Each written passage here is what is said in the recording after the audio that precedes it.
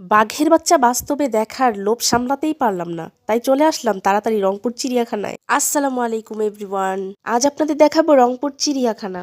এখানে লাস্ট কবে এসেছিলাম মনে নেই, তবে ইদানিং শুনছি নতুন নতুন অনেক পশু এনেছে। পাশাপাশি এটাও জানতে পেরেছি আমাদের চিড়িয়াখানায় বাঘের খাঁচায় নাকি দুটি নতুন অতিথি এসেছে, তাই এলাম আপনাদের দেখাতে এবং নিজে দেখতে। ঠান্ডা লেগে গলার অবস্থা খুব খারাপ।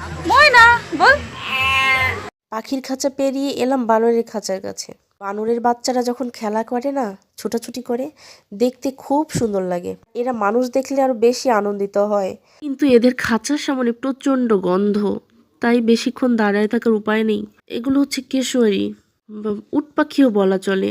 কত বড় বড় পা, কিভাবে এত বড় বড় শরীরগুলোকে এই চিকন চিকন পা দিয়ে সামলায় আল্লাহই জানে। চলো যাই, চলো আসো আসো। আমাদের এই পাকনি বুড়ি চিড়িয়াখানায় আসতে পেরে অনেক খুশি।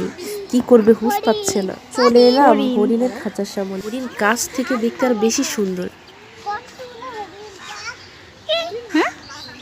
বলো এক আর কত আছে ওখানে?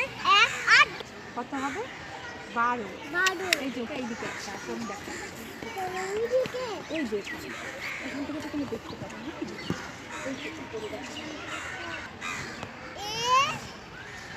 এটা হচ্ছে গাধা। বুঝলাম না, এত বড় একটা খাঁচার মধ্যে শুধু একটি গাধা রেখেছে। আহারে, বেচারার সাথে এত নাইনসাফি। বেচারারে একাই রেখে। আর এই পাশে আরেকটি খাঁচায় কতগুলো গাধা একই সঙ্গে।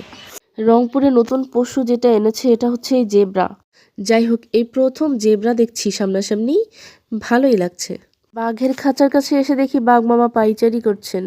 আমার মতো আরো অনেকেই এসেছেন এখানে, যারা খবর শুনে এসেছেন রোমিও জুলিয়েটের বাচ্চা হয়েছে।